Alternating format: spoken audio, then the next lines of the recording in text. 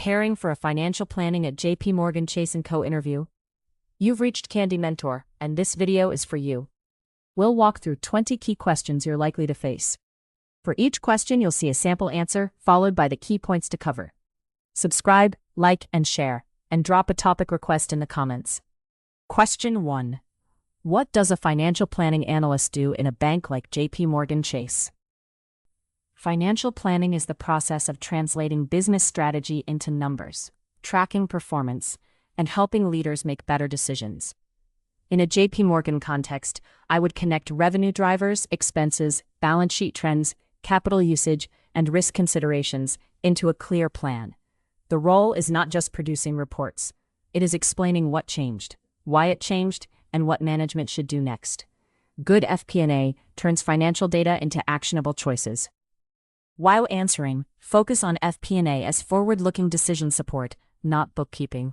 Mention budgeting, forecasting, variance analysis, driver-based planning, stakeholder partnership, and how a bank, like JPMorgan, uses planning to allocate resources. Question 2. How would you build an annual budget for a JPMorgan Chase line of business? I would start with the strategic objectives for the business, then convert them into operating drivers. For a Chase consumer banking unit, that could mean account growth, deposit balances, card spend, branch staffing, technology costs, and credit assumptions. I would compare those drivers with prior trends, management targets, and external conditions. Then I would build a phased monthly plan, review assumptions with business owners, and lock a version for performance tracking. Make sure to cover the planning calendar, business drivers, historical trends, management targets, stakeholder reviews, and how assumptions are phased monthly or quarterly for a JPMorgan line of business. Question 3. Walk me through how you would perform actuals versus plan variance analysis. Variance analysis starts with separating noise from real performance signals. If expenses are $5 million above plan, I would break the variance into volume, rate, timing, and one-time items. Then I would identify ownership. Was it hiring, vendor spend, technology investment, or accrual true-up? The best answer is not just over budget. It explains the cause, whether it continues, and what action management should take. In your answer, talk about isolating drivers, quantifying dollar and percentage variance, distinguishing timing from permanent variance, identifying ownership, and translating findings into management actions rather than simply reporting differences.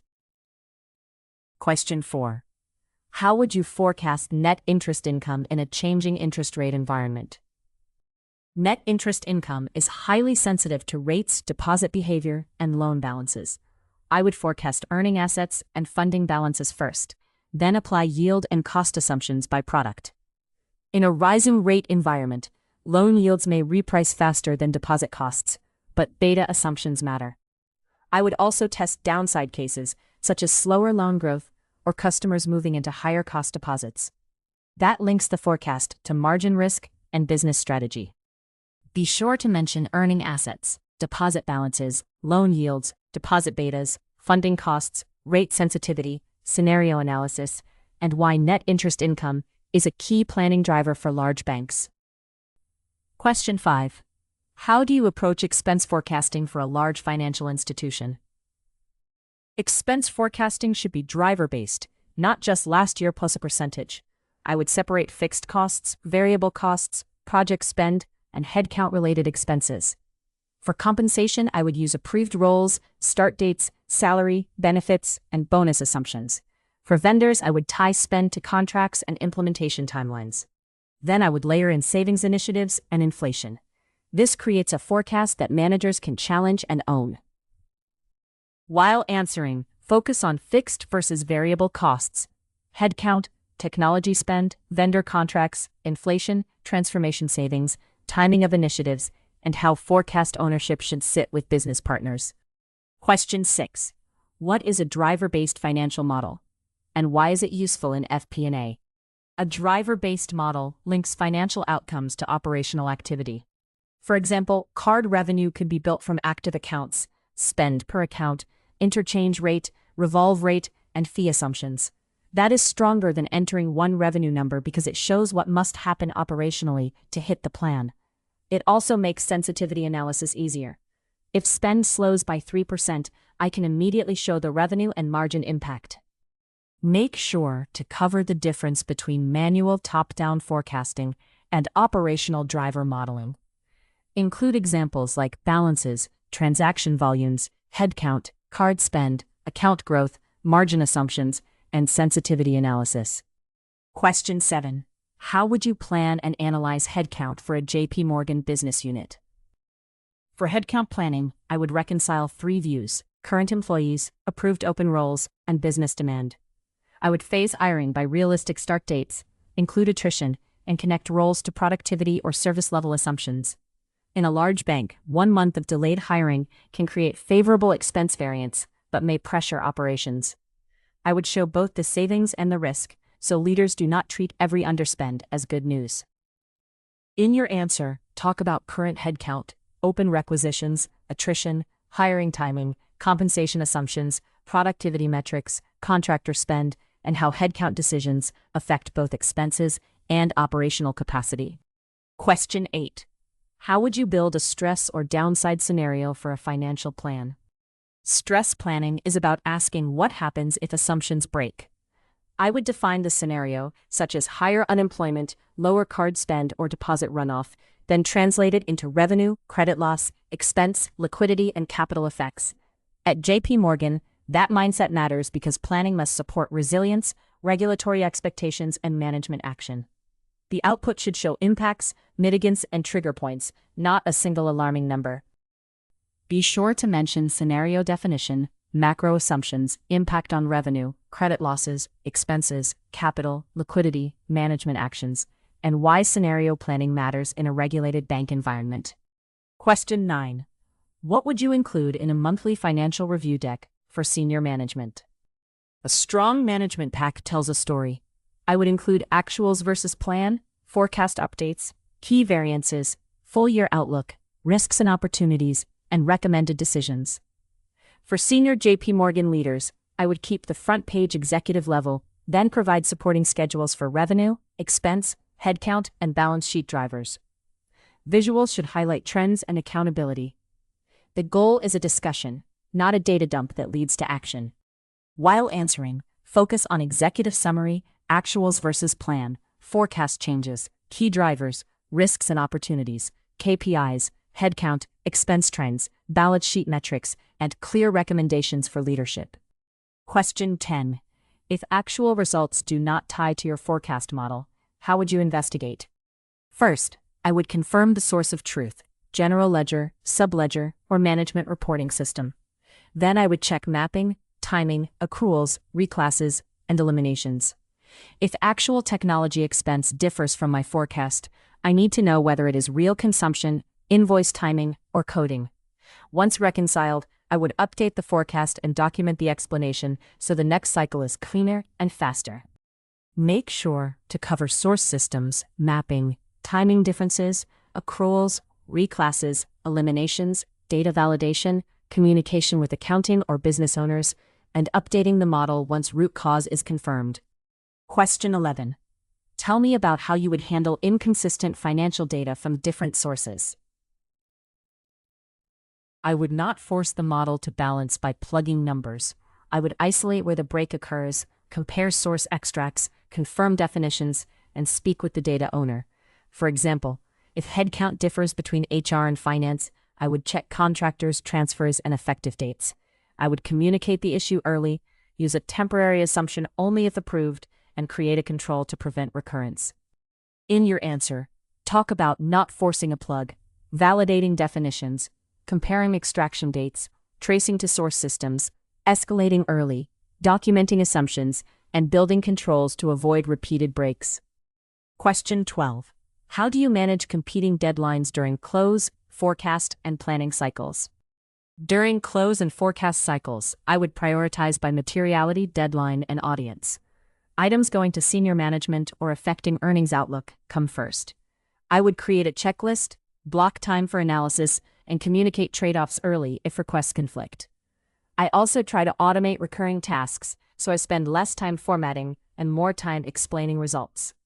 Reliability under pressure is critical in FP&A roles. Be sure to mention prioritization by materiality and stakeholder impact, planning backward from deadlines, communicating trade-offs early, using checklists, automating recurring work, and maintaining accuracy under pressure. Question 13. How would you explain a negative expense variance to a non-finance stakeholder? I would translate the variance into business language. Instead of saying operating expense was unfavorable by 8%, I might say vendor costs ran higher because a platform migration accelerated into this quarter. Then I would separate timing from permanent impact and quantify the full-year effect. I would avoid blame, focus on facts, and end with choices. Absorb the variance, offset it elsewhere, or revise the forecast. While answering, focus on translating finance terms into business language, separating timing from structural cost increases, quantifying full-year impact, avoiding blame, and presenting realistic corrective actions or forecast revisions. Question 14. What KPIs would you track for a Chase consumer banking or credit card business? For a consumer banking or card business, I would track balances, account growth, transaction volume, net interest margin, fee income, credit losses, charge-offs, customer acquisition cost, digital engagement, and efficiency ratio. The right KPI set should connect growth, profitability, risk, and customer behavior. At JPMorgan, I would also care about scale and quality. Profitable growth is better than volume that creates future losses for shareholders. Make sure to cover volume, balances, net interest margin, fee income, credit losses, customer acquisition cost, digital engagement, efficiency ratio, and the need to balance growth, profitability, and risk. Question 15. How would you evaluate the financial impact of a new digital banking initiative? I would evaluate both economics and strategic fit. Suppose JPMorgan considers a digital tool expected to add 200,000 active users. I would estimate incremental revenue, retention benefit, build cost, run rate expense, implementation risk, and any capital or compliance cost. Then I would calculate payback, NPV, sensitivity to adoption, and operational capacity. I would also ask whether the initiative supports long-term customer engagement, because not every valuable project shows immediate profit. In your answer, talk about incremental revenue, cost to build, ongoing run rate expense, customer adoption, retention, compliance costs, payback period, NPV, sensitivity analysis, and strategic value beyond immediate profit. Question 16. Why does financial planning in banking need to link the profit and loss and balance sheet? In banking, planning cannot stop at the income statement. Loan growth affects interest income, credit risk, liquidity needs, and capital consumption. Deposit trends affect funding cost and balance sheet mix. If I forecast revenue without considering balances, the plan may be unrealistic. I would link profit and loss drivers to average balances, ending balances, capital ratios, and risk-weighted assets, so management sees profitability and resource usage together. Be sure to mention loan growth, deposit balances, interest income, funding costs, liquidity, capital ratios, risk-weighted assets, and why bank profitability cannot be understood from the income statement alone. Question 17. How does capital allocation influence financial planning at JPMorgan Chase? Capital matters because bank growth uses scarce resources. A business may generate attractive revenue but consume significant risk-weighted assets, reducing return on equity. In planning, I would look at earnings, allocated capital, RWA, liquidity needs, and stress performance. For JPMorgan, that discipline helps compare businesses on risk-adjusted returns, not just revenue size. The planning conversation becomes, where should we deploy capital for the best sustainable return? While answering, focus on scarce capital, allocated equity, risk-weighted assets, return on equity, liquidity usage, stress performance, and comparing business plans on risk-adjusted return rather than only revenue growth. Question 18. What controls would you put around a forecast submission process? Forecast governance protects credibility. I would maintain version control, document key assumptions, identify data sources, get business owner sign-off, and track changes between forecast cycles. In a large institution like JPMorgan, controls also reduce operational risk and support auditability. If someone challenges a number, I should be able to show where it came from, who approved it, and why it changed without slowing the process down. Make sure to cover version control, documented assumptions, source data validation, approval workflow, change logs, reconciliations, auditability, and why disciplined controls are especially important in a large regulated institution. Question 19. What makes a strong Excel model and PowerPoint presentation for FP&A? My Excel model would be simple, auditable, and driver-based. I would separate inputs, calculations, and outputs, use clear labels, avoid hard-coded formulas, and include checks. For PowerPoint, I would lead with the answer, what changed, why it matters, and what decision is needed. JPMorgan interviewers usually value clarity over complexity. A technically brilliant model is less useful if leaders cannot understand the message quickly enough. In your answer, talk about clean structure, inputs separated from calculations, checks, scenario capability, clear outputs, concise commentary, executive storytelling, and explaining what changed, why, and what decision is needed. Question 20. Tell me about a time you influenced a business partner using financial analysis. I would describe a situation where I aligned finance and business partners around a difficult trade-off. For example, if a team wanted additional hiring, but the expense outlook was tight, I would quantify the cost, productivity benefit, timing, and alternatives. Then I would recommend a balanced option, not just say no. That style fits JPMorgan because the culture values ownership, judgment, controls, and collaboration in high-stakes financial decisions.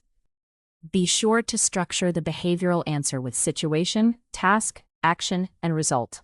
Emphasize stakeholder management, analytical rigor, balanced judgment, practical recommendation, and fit with JPMorgan's ownership and controls culture. If you are still with us, congratulations, you are much ahead of the rest and serious about preparing for your interview. We hope we were able to add value to your preparation and create some helpful content. Do not forget to like and share this video.